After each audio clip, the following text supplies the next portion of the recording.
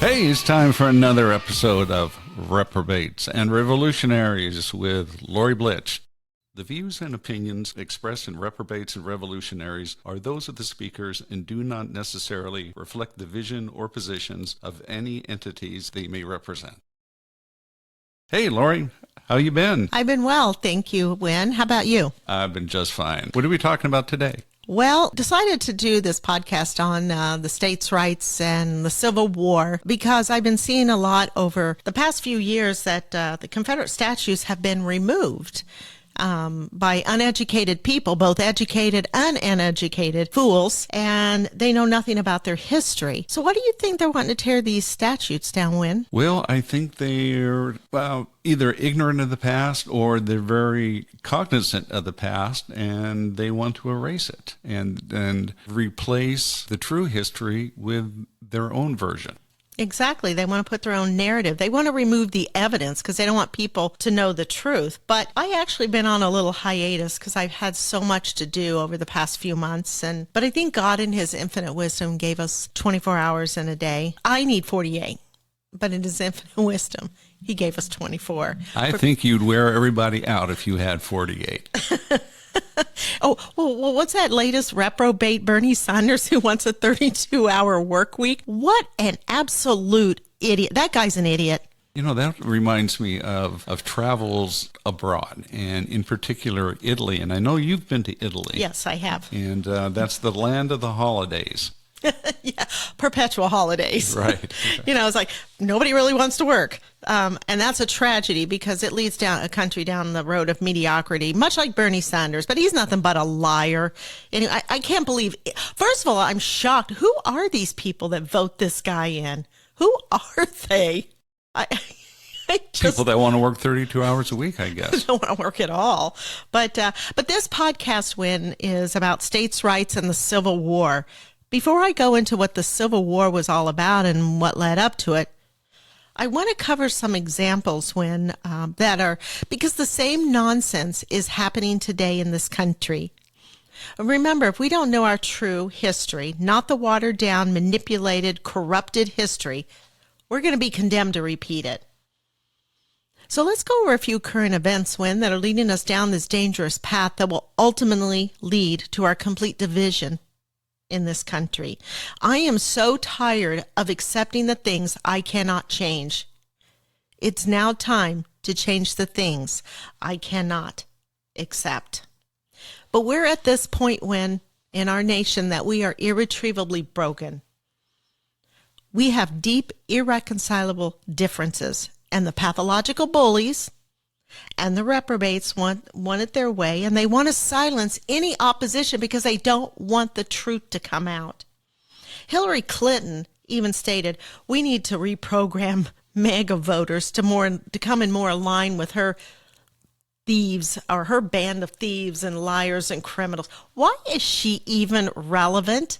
Doesn't she need to be in a nursing home somewhere? How about if we reprogram her type to be MAGA voters? To be more in line with us, right? She's just nothing but a reprobate. She and her husband both. They're eventually going where it's 12,000 degrees one of these days. But it's time that we have to have a conversation about this and what our next step will be. We cannot continue down this path any longer, and it's time that we divorce. And why would anybody want to stay in an abusive relationship? You hear everybody around there squawking. Why stay in an abusive relationship? And that's what we're in anymore. We're in a very abusive relationship.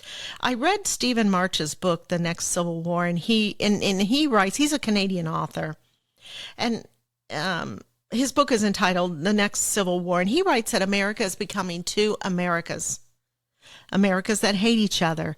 They don't speak to each other. No one occupies the middle ground anymore, and everyone has separated to one side or the other. And that's kind of what's happened now with our country.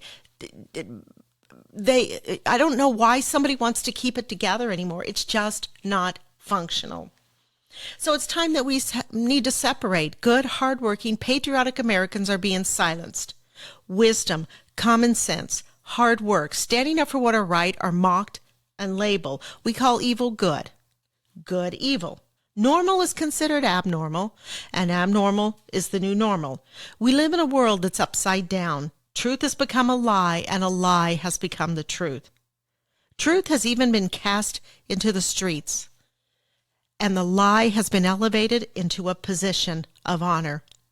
We are also, when forced to see the rampant mental illness as normal, we're told to accept it, and if we do not, we're verbally abused and labeled by the reprobates.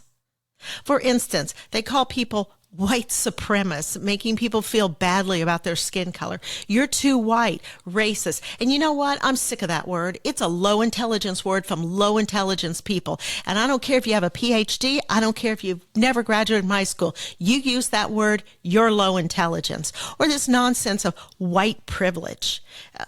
These people are evil people. They're doing the work of Satan. The evil people that push this narrative, it has to be viewed with the contempt that it deserves. You remember that song when, what was that, American Pie by Don McLean, I believe was his name. Do you remember that song? Oh, yeah. Where he sings in the song, I saw Satan laughing with delight. And that's what Satan is doing right now. He's laughing with delight because all of his people are doing his work for him. He's just laying back, drinking a margarita while they're doing all the work for him. But we live in a nation full of sheep, ruled by wolves and governed by pigs. You have to learn to become a lion. You know, you even see them, they're trying to, the reprobates are trying to disarm the American people. What do you think why would they want to disarm the American people, Win? Well, because they know the real meaning behind the Second Amendment. Which is? Which is that the right for citizens to bear arms is to try to avoid a tyrannical government. Exactly, because they knew full good and well, our founding fathers knew full good and well that governments become too big, too powerful, too corrupt. They begin to oppress the people. They tax them into an oblivion, and then the people become poor while they become wealthy, and then they ultimately end up destroying the people. I mean, look at that filthy Maoist and Stalin and all these filthy communists over all the years. But even children in our country are being taught to hate the United States. Who does stuff like this? They don't teach this in countries like Russia and China. They don't teach their children to hate their country. They're teaching their children math and science, toughness, confidence, and competence, not silly dancing on TikTok and stupidity and some nonsensical drama. But they're not teaching equity, diversity, and inclusion, which is a disaster because diversity, equity, inclusion do not hire the most competent workforce. It hires mediocrity or incompetence. This type of a workforce cannot design and build safe buildings, navigate and fly sophisticated aircraft, perform complex surgical procedure. But I will tell you what it will create is a culture of mediocrity, which is the death of any country. And the reprobates that are pushing this in our country, they know it, and they know it all too well. We're beginning to see the repercussions of a result of this. And companies are going to be getting sued. It's unbelievable. It's going to end very, very badly with us. Then we will all stand around and we will all know what caused the downfall of this country and did nothing about it. Remember, no single raindrop thinks it caused the flood. You do nothing but complain, you're a raindrop. You allow the grooming of children, you're a raindrop. You suck on the government bottle for your sustenance in life, you're a raindrop. You vote for a candidate that will write you a check from the government treasury or the public treasury, you're a raindrop. You believe that socialism will work, you are a raindrop. And on and on and on. Then comes the flood. Then you have nothing. Absolutely nothing. Like Margaret Thatcher said, socialism works until you run out of other people's money. We're now seeing the central digitization of our currency, and Americans have to fight back against this because this is an abomination. These reprobates will shut you out of your money. They will shut you out of the economy, and the economic freedoms will be placed in the hands of these filthy socialists and Marxists and social justice warriors. Let's say, for instance, when you want to get your money, well, have you had the COVID gene therapy? It's not a vaccine, it's gene therapy, and it's causing horrible deaths in the aftermath. But they still continue to push this abomination. But if they'll say, well, did you get the gene therapy vaccine? Nope. Well, sorry, you can't get your money. So this central digitization of the currency is an abomination. But before I go on, let me ask you, Gwen, what is your definition of a reprobate? A reprobate is someone through his or her actions or inactions has deemed them unsalvageable by God. I just say it's somebody who's unworthy, unacceptable, or evil, or they're just destined to damnation. And, even in the Bible, it reads, broad is the path, wide is the gate that leadeth to destruction, that many will find it. Narrow and difficult is the path that leadeth to salvation, that few will find it. Because you know what? The reality is heaven has a gate and it has walls and a very strict immigration policy. And no one will be able to get through it unless they were acceptable here on this earth. But I want to quote something in George Orwell. I like this guy. I really like George Orwell and his homage to Catalonia. He even stated, early in life, I noticed that no event is ever recorded correctly in the newspaper. But in Spain, for the first time, I saw newspaper reports which did not bear any relation to the facts, not even the relationship which is implied in an ordinary lie. I saw great battles reported where there had been no fighting, and complete silence where hundreds of men had been killed. I saw troops who had fought bravely denounced as cowards and traitors, and others who had never seen a shot fired held as heroes of imaginary victories. And I saw newspapers in London retelling these lies, and eager intellectuals building the emotional superstructure over events that never happened. I saw, in fact, history being written not in terms of what happened, but what ought to have happened, unquote. And that's exactly what's going on today. Totally going on today in this country. And you hear this nonsense about disinformation, misinformation. You know what? I just lump them both together. I just call it disinformation, DYS. DYS, information, disinformation, because it encompasses misinformation and disinformation, because what it's designed to do is deceive the people. And, considering how many kids nowadays and even adults have been indoctrinated by these reprobates in our government schools, it's been an abomination. I mean, you have ignoramuses like Bernie Sanders running around. The people in Vermont just must be utterly stupid to vote for this guy. But what's the definition of an idiot? Wen, do you have I'm giving these definitions because I want people to understand what these definitions are. Do you have any idea what an idiot is? The Funkin' Wagnall's definition, but it's somebody who's mentally incompetent. So a lot of those people are, especially with DEI. But it's someone who is of low intelligence, utterly foolish, a senseless person. You also have an educated idiot who is someone who has not increased their reasoning, critical or key thinking, or even communication skills despite being educated. And we see so much of that anymore. We're also seeing the adults promoting the sexualization of children through transgender shows. This is absolutely stomach turning what they're doing to these children. These children are being groomed and indoctrinated into these perverse, sick, sexual lifestyles. This debased behavior creates an imprint on children, and it's permanent. So what's an imprint? An imprint is a strong and permanent influence that is bonded to the child at an early age, much like you see in the animal kingdom, where the mother will train her young how to groom themselves, how to hunt. It's permanent. It's lasting for the rest of its life. But I will tell you one thing. This serves no useful purpose but to destroy the children and ultimately the future of this country. See, this is Satan using his people, again, to do his work. But I will say to you this, Wen, that this is an indication that society is unraveling. And all I have to say to a country or countries that will do this to children is many, many tekel of farson. Read the writing on the wall. Your kingdom has coming to an end. It's the final fig leaf. It is the final straw before God destroys a civilization. He judged the country and the civilization unfit. It doesn't measure up morally, and he's made his decision to destroy it. But we're living in a time where Satan doesn't even hide anymore, and the world still cannot see him. We have taxes that are out of control, and the spending of money at record levels. We're sending money to Haiti now. Haiti, That place has been a mess for years. Leave them be. Ukraine, which is nothing but a big money laundering country now, and Israel. And Israel's wealthy. They're extremely wealthy, and now we're over there fighting. We're stretched like Rome did. They were stretched too far. And that's what's happening in this country.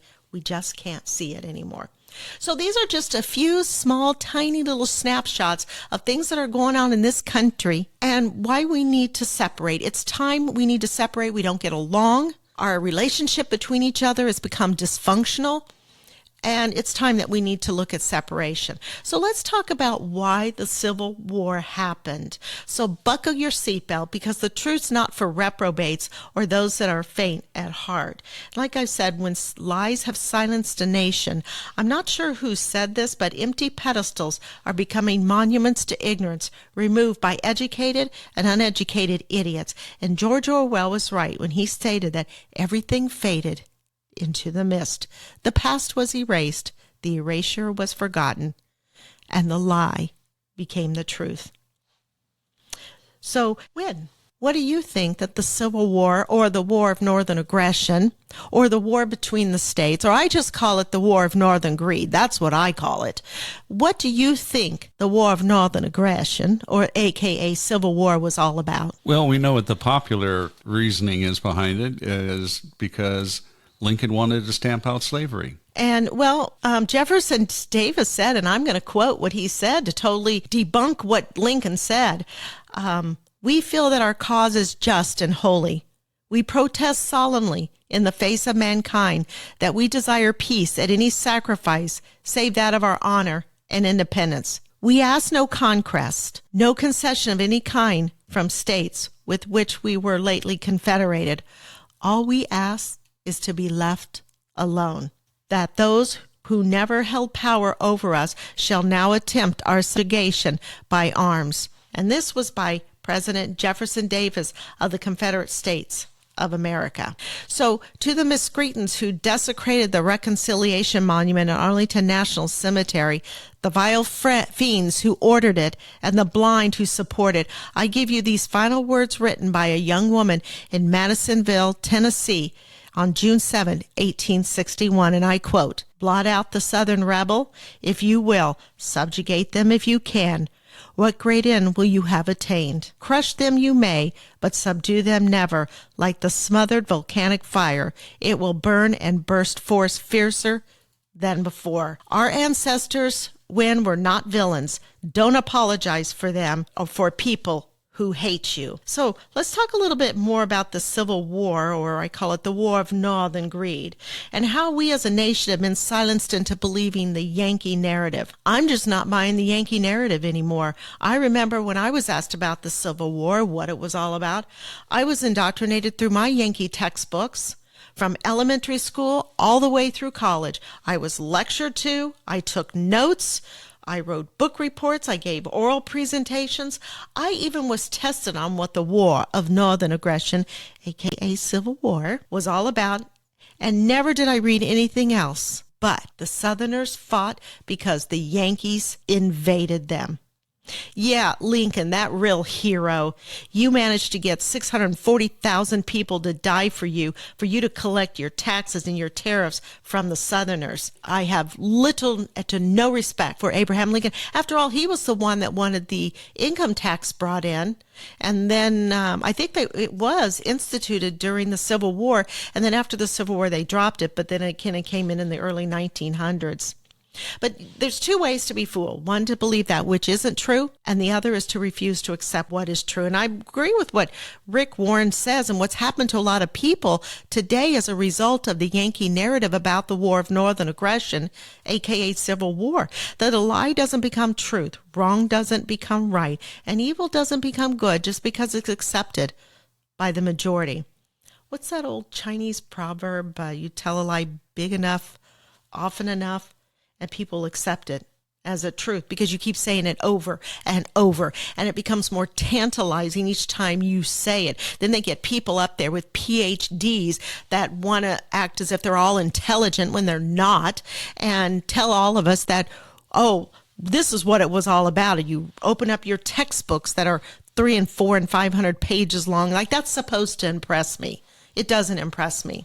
Well, that's very similar to another saying, and that's, if it's on the internet, it must be true. Well, we know the vast majority of the internet's not credible. I mean, I could put up a website tonight and just put all kinds of nonsense in there, and there's going to be plenty of people who are going to believe it.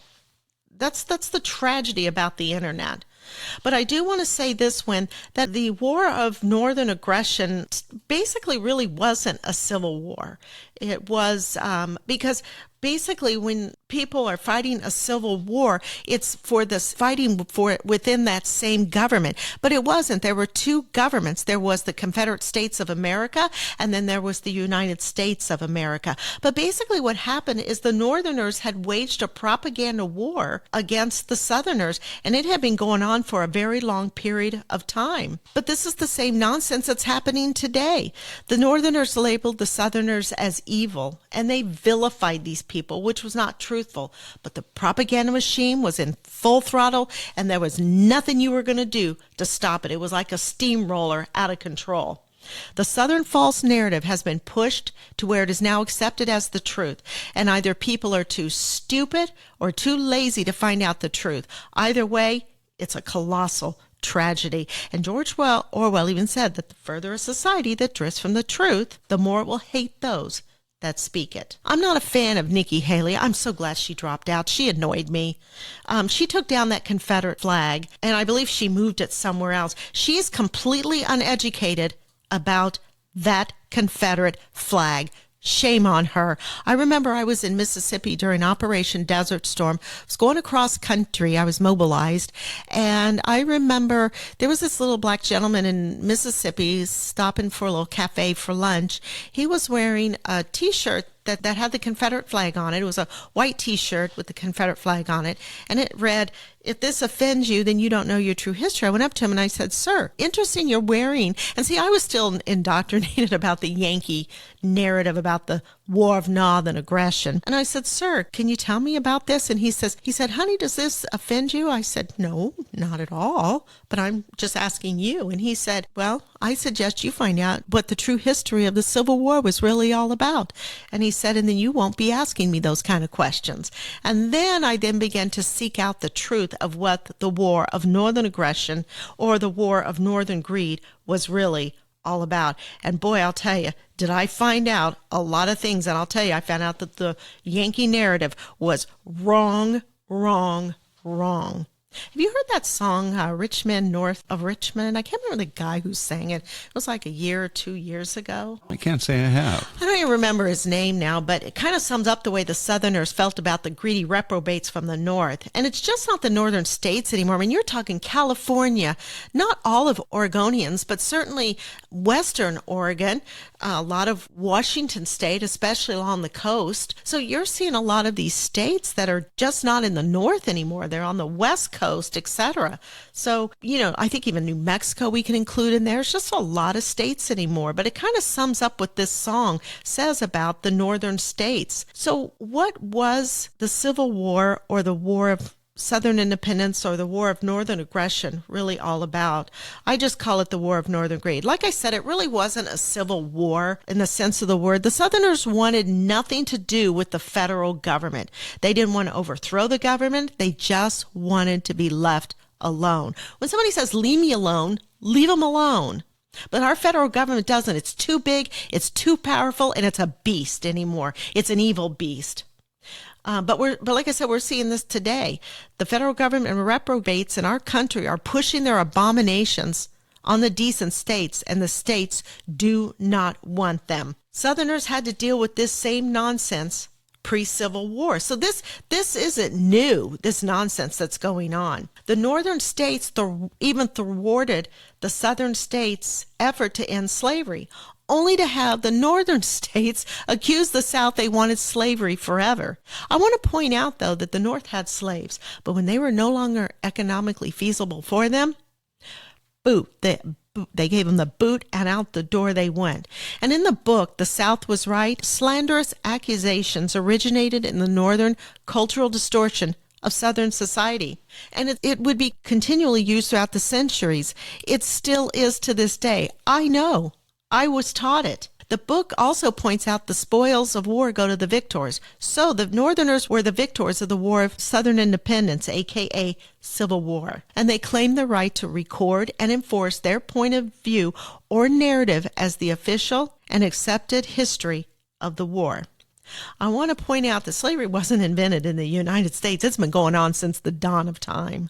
So don't be fooled that it was only in the United States. It's been going on forever. And even Dr. Victor Hanson from the Hoover Institution articulates about presentism, which is arrogance from those who are alive created the most prosperous period in history. We judge those poorer past with the same standards of the present. The present is benefiting from the intellectual, moral, scientific contributions of the past. Hardships teach us humility, while technology improves, human nature does not, and actually it's made us more barbaric. So the War of Northern Aggression, aka Civil War, had very little to do, such a teeny tiny piece of it, and it had more to do about states' right. I'm not saying it had absolutely not a cotton-picking thing to do with it, but it was a teeny tiny piece of it. Even Lincoln stated, "My paramount struggle is to save the Union, and either to save or to destroy slavery." President Jefferson Davis, who was the president of the Confederate States of America, stated, and I'm going to quote, "We are fighting for independence. We are not fighting for slavery. It was never an essential element. It had to do about money and states' rights. With or without slaves, this war was going to happen." So let me explain further why we went to war. There were tariffs that were imposed upon the South by the North. The South was correct about the results of the tariffs, that it did not create prosperity, but transferred wealth from one group to another, that free trade among countries was best for all. Does this sound familiar today? Totally familiar today, what's going on. The taxes, taxing the middle class into oblivion. It's the same nonsense that's going on today. He also said there were going to be internal improvements from the legislature. Yeah, our real brilliant legislator. I think the most stupid people are running this country. But that meant building roads and bridges and canals and harbors, river improvements at federal expense. The same nonsense that they talk about today.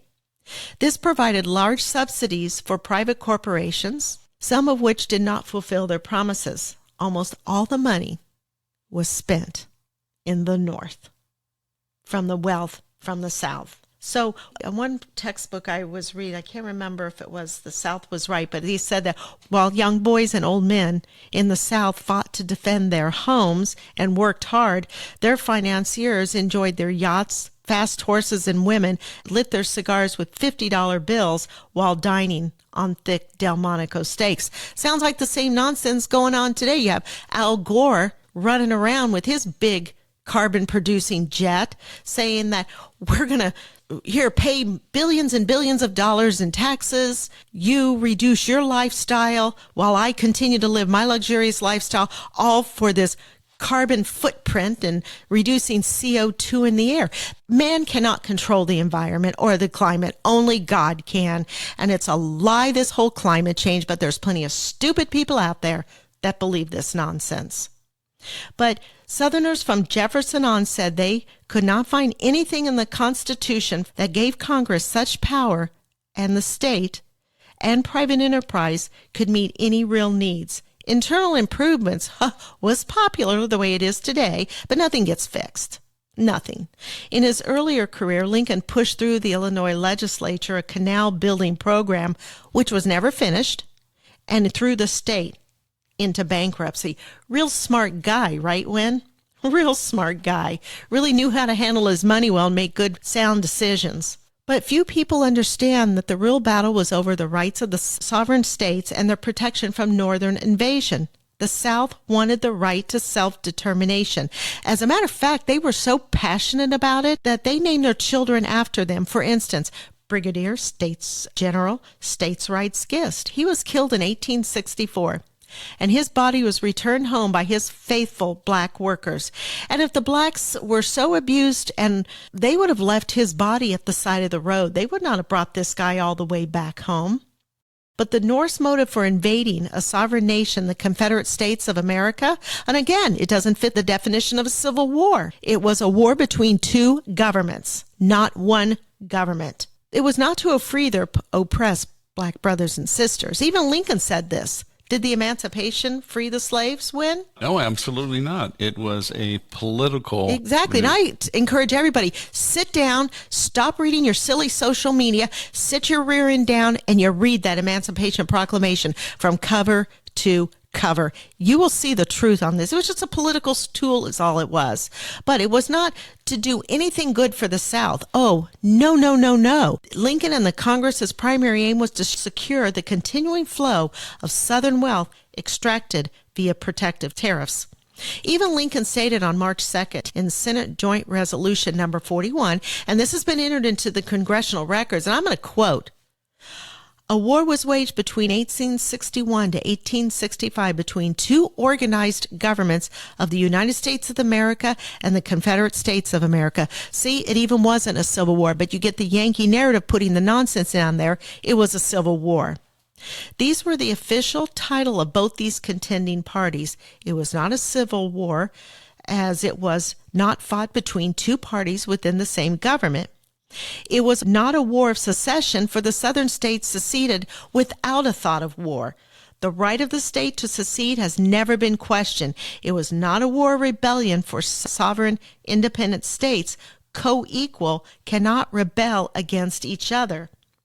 It was a war between the states because 22 non-seceding states made war upon 11 seceding states to force them back into the Union of the United States.